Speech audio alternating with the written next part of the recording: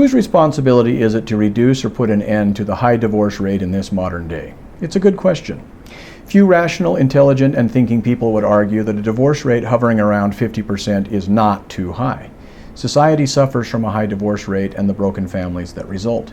Children suffer from a high divorce rate through higher rates of mental illness, self-harm, reckless behavior, juvenile delinquency, and other crime in their adult years, struggles with substance abuse, and an inability to form intimate relationships themselves as adults.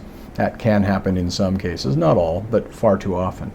Spouses often suffer from a high divorce rate, from higher rates of depression and other mental and emotional pathologies, and divorce is financially devastating to most. Most never get back to the levels they enjoyed before their divorce. While nobody would deny that some marriages that constitute a danger to one's safety need to end, many people who divorce find themselves far more miserable than they were when married and realize that the solution wasn't ending the marriage, but working to repair and to improve it.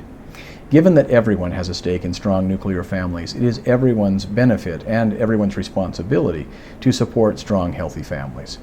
Society, and from local communities to the municipal, state, and federal governments, all need to support strong, healthy nuclear families for the sake and strength and the health of society. That doesn't mean that a government must impose numerous rules and regulations and ostensible support of families or to subsidize families financially. But it does mean that government needs to ensure its policies, rules, and regulations are not discouraging or destroying strong, stable, and healthy families. An ordered and prosperous society depends upon the smallest unit of society, i.e. the family, being strong, stable, and healthy as its foundation.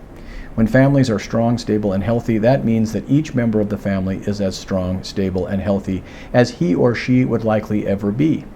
Strong, stable, and healthy families result in less crime, greater prosperity, and less of a drain on society's welfare and other governmental resources. It is popular in modern Western societies now for many people to believe it is not only acceptable, but even admirable not to marry and to have children with one's spouse. Nothing could be further from the truth. So the answer to your question is clear. It is to everyone's benefit, from the individual all the way up to society at large, to support strong, stable, and healthy families.